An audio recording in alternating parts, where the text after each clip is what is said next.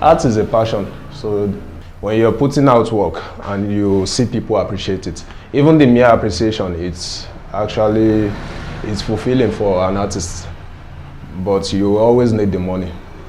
If you come around and you tell me, wow, I love your work, I will feel happy. I will really appreciate you. Like, thanks for coming. But as well, if you come appreciate my work and patronize, then you are my brother already, or sister.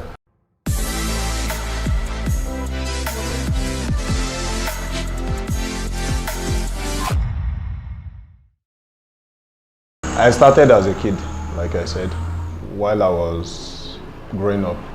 I see things and I like to replicate things, do a replica or a copy. I see drawings in my textbook and I try to emulate whatever is in the textbook and draw. So from there, I started developing, and I got encouraged from people around me as well, and my environment, friends. I have artist friends as well, that we both have similar skills, let me say. So I think from there I started getting more interest into art, and I developed to become an artist. Art is something I will do for life. Yeah, currently I'm doing it as a business, since I haven't secured a job yet, so I can say I'm still commercializing my art.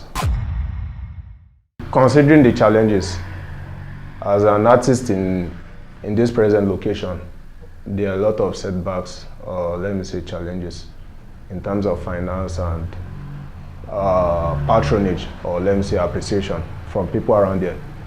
So I think if I get a job and I could raise more capital from it, I could finance myself independently on my art, get advanced materials, and even get a bigger gallery for a bigger exhibition, let me say.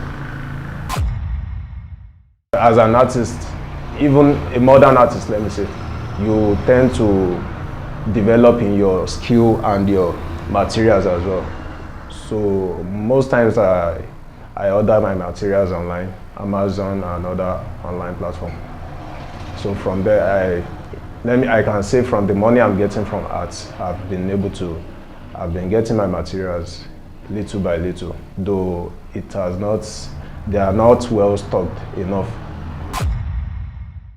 The future of art in Nigeria is promising from my current perspective, but the current situation, we are talking about the future now, but the current situation we find ourselves in Nigeria, everybody is feeling the heat cycle. We can testify to that. So we are all survivor beings, and we all need money to run our daily lives. So as per a dream, I would love to train people. As presently as well, I'm actually training people, like my, let me say, cousins and younger ones around. I even have a brother in school. While I was in school, he was like training under me, or let me say, I was mentoring him under arts, majorly under portraits, penciled portraits and drawings and paintings as well. So I would really love to train people, like I was trained as well. Art is a passion, so if you're passionate about it, you don't need much motivation to continue it. Like I said, I would love to do it for life. It's something you would love to do. It's like a musician.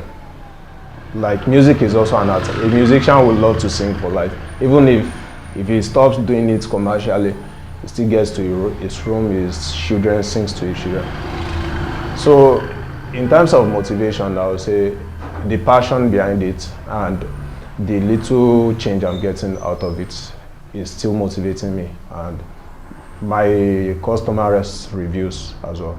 Like, if you work for someone, you get a positive review and referrals. A lot of motivation, but basically the passion about it. Through referral, I post my jobs online, Instagram, Twitter, and WhatsApp mostly. And I see people comment, I would like to get a piece, I would like you to work for me, I would like us to work together. most times some do come around or call. Then they send their whatever most times it's on portraits, it's that painting or pencil work. So they send their reference picture, I make the work, then we bill it to them. And if it gets to them, I know they love it. Then from their referral as well, I get my clients. And the workshop I am here, we have passerbys, people around your immediate environment, your immediate society. They are also my clients. So anyone can come anytime to patronize me. Family and friends make referrals. As long as I'm putting my works out there, I have people that will see it. If you're not patronizing, at least you appreciate, like and this and that. So if you're not patronizing at that particular moment, my contact is always there. They will always call me to come back. So from there, I think the work speaks for itself. So from your work, you get more clients and all that. When you're putting out work and you see people appreciate it, even the mere appreciation, it's fulfilling for an artist. But you always need the money. If you come around and you tell me, wow, I love your work, I will feel happy. I will really appreciate you. Like, thanks for coming. But as well, if you come appreciate my work and patronize, then you are my brother already or sister. Talking about the portrait, pencil portrait right now, the first stage is usually I request for the reference picture, then I study it before we start negotiation or any monetary aspect of it. I study the reference picture. I estimate the amount of time I will be spending on it. Though on average I spend like a day or two. On average 2 days on each portrait. No matter the size, I spend average of 2 days on each portrait. So from there, after studying the reference picture, then we start by getting the materials ready. Okay. We have the pencils, the erasers, different grades of pencils and different kind of erasers as well. We have the mono zero eraser. Then I get my materials. I get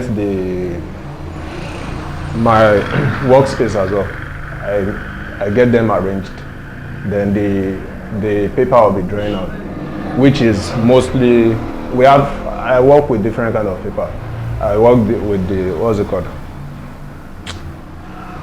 Alabaster, the bistro and others. Most time I use alabaster paper, which is very kind of affordable in this environment, and it is well recommended as well. So from there, getting your materials ready, your paper well spread on your board, and then we start. The first stage of the drawing is scaling. You scale the picture. Though I draw from hard copy, or let me say some use the soft copy from their phone. I don't like looking at screens. I'm not very good at looking at screens. That's why I use the hard copy. So if you're sending me a reference picture to my WhatsApp or online, a soft copy of it, I'll have to go and print it, which is very easy. I print it out, then I get the hard copy, scale on it, make a scaling on the sheet as well, which is an enlargement, definitely an enlargement. So from there, after the scaling, I start my drawing. And as my own approach of drawing, we have different artists and with different approach, let me say.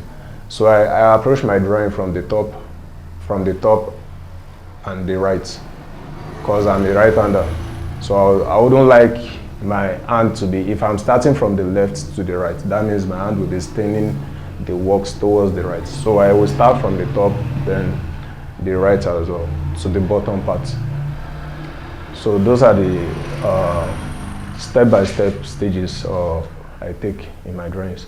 So after scaling, I sketch out the portrait itself. If it is well satisfying to me, well sketched and all that, then I start adding details, shades and light, shades and light, shades and light. So I use charcoal pencils as well. I don't think I mentioned that. I use charcoal pencils, B pencils, 4B. Majorly I use 4B, 8B, and 10B with charcoal pencils. For lightning, for my lightning parts, I use 4B and 2B. So after the shading, the shading is well done and it is well satisfying to me. Then I move further to the next. I approach it box by box. That's why the scaling is very paramount to me. So I move from box to box in each scale. Then bringing everything together, it becomes the actual image of it. So after that, when the drawing is well made, we move to the packaging aspect, which is the framing aspect. We get the frame. I don't make frame. I go out and buy the foreign frames with glass. Then you package the work well framed according to the size the client wants. It's either 12 by 16 or bigger, or smaller, which is 12 by, bigger is 12 by 16 by 20. The smaller one is 12 by 16. So I package it well framed. If it is to be well built rather, I make sure it doesn't, because mostly I use glass. So I make sure it is well packaged, then I will build it. And hopefully the client will like it. The aim of the job is to get the replica of the reference picture. If you are making a work for your client and it doesn't resemble, then we'll be having a problem about that. So the aim of it is to make it to resemblance and it is realistic. So the gimmick or the way I do it is I use scale. Then after scaling, in terms of realism, I make sure my shades are well blended, and I also input some touches which will